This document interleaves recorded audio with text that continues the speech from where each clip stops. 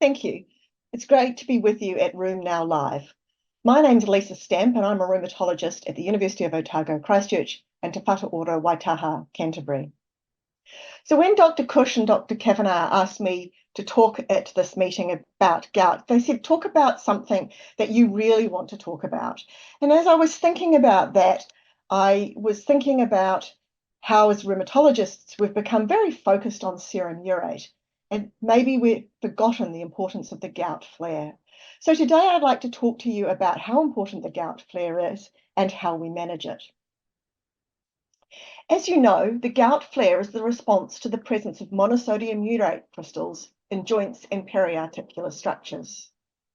In vitro, monosodium urate crystals form when supersaturation concentrations are reached.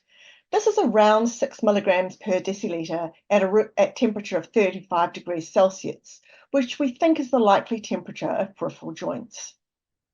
The profound inflammatory response to the presence of these crystals leads to the typical clinical features of joint pain, swelling, and redness.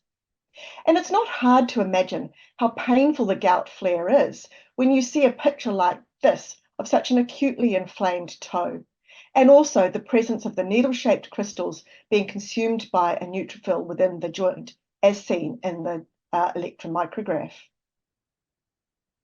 And patients tell us how painful these flares are. And these are some of the ways they describe it. It's just so intense. It's one of the worst pains I've ever had. I've had abdominal surgery and it's not as bad as gout. I've had broken ankles, broken knees and joints and stuff like that. And I would rate those pain as probably out of 10, probably up to about a 6 or 7. But the gout would sit pretty close to a 9. And it's like somebody stabbing me with a bottle. So when something is that acutely painful, it's not hard to imagine that the gout flare will affect just about every aspect of a person's life. This includes sleep, mood, ability to work, simple physical activity like walking if the foot is involved, as well as simple activities of daily living. In addition, interactions with friends and family can be affected. So with this in mind, gout flare prevention is a key aspect of gout management for both people with gout and their healthcare providers. So as I said, as rheumatologists, we've become very focused on serum urate. Serum urate is the primary endpoint in just about every clinical trial of urate-lowering therapy. So let's not forget the flare. So why have we focused on serum urate? Well, it's easy to measure. It's a simple blood test. It's not subject to bias. And these things mean it allows for shorter duration, smaller, and therefore less costly clinical trials. However, those things are only serum urate is only important as an endpoint if we think it's a surrogate for important clinical outcomes like gout flares. And I'll come back to that later. So why haven't we focused on the flare in clinical trials? Well, they're much harder to define, measure, and quantify. There is a standard definition, but in clinical practice and in most clinical trials, the definition is if a patient says they've had a flare and they've had to take their flare treatment, then they've had a flare. So using flares as the outcome measure in clinical trials requires larger, longer, and therefore much more costly clinical trials. And indeed, the first urate-lowering therapy clinical trial where flare was the primary outcome was only published in 2022. And that's this trial here by Odell and Ted Michaels. But patients want us to stop the flare. They're one of the most important clinical features of gout. And I think there are two facets to stopping the flare. Firstly, there's prevention. And secondly, there's elimination. And I'm going to talk about both of these. So as people will be aware, flares can be precipitated when starting urate-lowering therapy. And this happens even when you start a urate-lowering therapy at low dose. And it's easy to understand how a patient might get frustrated or stop their treatment when you give them a medication that you says is going to make their condition better, but in actual fact makes it worse. So we need to educate patients about the risk of flares when starting urate-lowering therapy.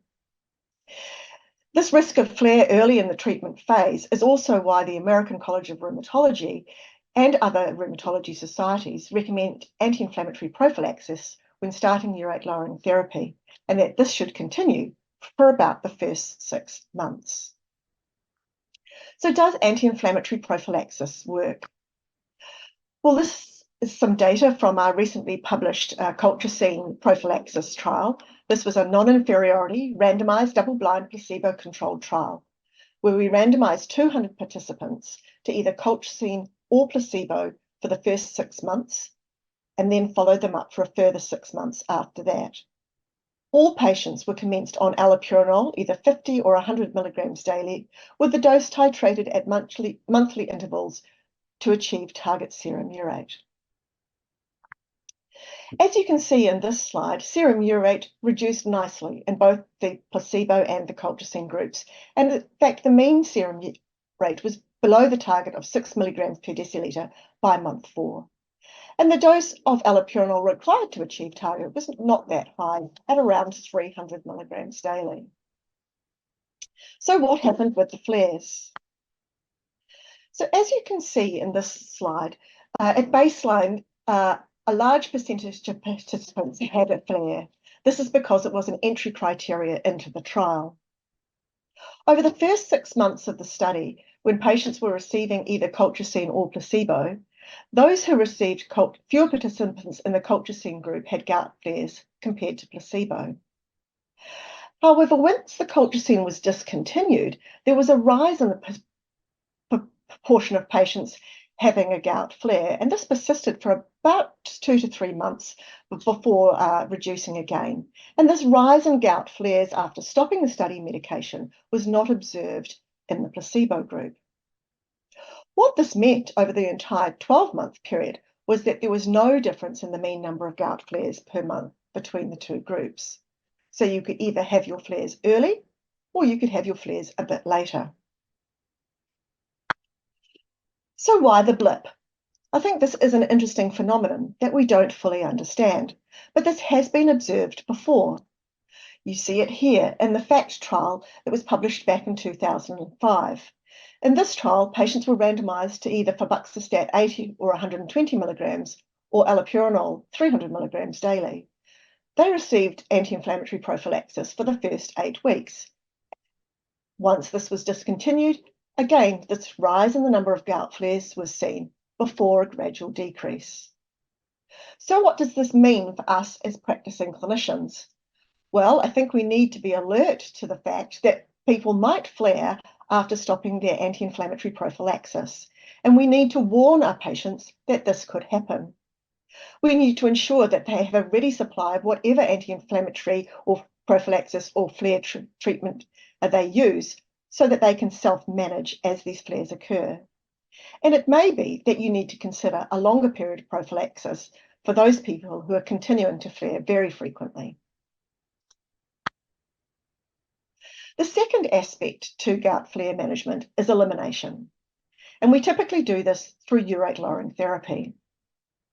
As I said before, flares are a very important aspect of this condition for patients. And this study by Angelo Gaffo really looked at how many flares patients were prepared to tolerate. And this quote is directly from their paper. Flares are significantly associated with perceptions of disease activity in gout, and no flares over the prior 6 or 12 months is necessary for most people to self-categorize as being in remission. So patients want no flares if possible. As you all know, we have been focused on serum urate, and treat to target serum urate is recommended by all the major rheumatological societies, with the target being less than 6 milligrams per deciliter. We know we can achieve this with all urate-lowering therapies. As seen in this data from our allopurinol dose escalation study published back in 2017, as the dose of allopurinol goes up, so the serum urate comes down. However, achieving target serum urate is only meaningful if this is a surrogate for patient-important clinical outcomes like flares or tophi. So, can we show that relationship?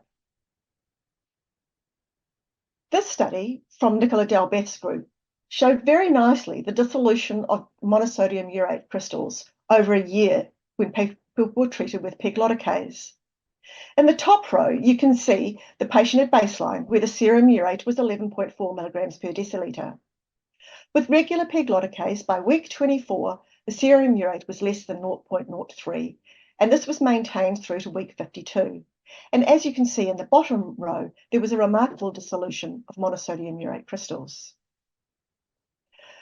Showing the difference with gout flares has been somewhat more challenging. In this study, we used data from both our own allopurinol dose escalation study and the Doherty Nottingham nurse-led clinical trial. We picked these two trials because they were both a 2-year period, which gave us long enough to see a reduction in gout flares. We defined patients as serum urate responders if they achieved a mean serum urate of less than 6 between months 6 and 12, and non-responders if they were above the target between months 6 and 12. We then looked at flares over the subsequent 12-month period. As you can see, significantly fewer responders had any gout flare in the subsequent 12-month period, and the mean number of flares was also significantly lower at 0.69 compared to 2.09 in the serum urate non-responders. So I hope I've shown you and convinced you that the gout flare is very important, and we should not forget this as being an integral part of gout management. We need to ensure we prevent gout flares when starting urate-lowering therapy, but ultimately that we treat patients with urate-lowering therapy with the intention of eliminating flares altogether. Please don't forget the gout flare. Thank you very much.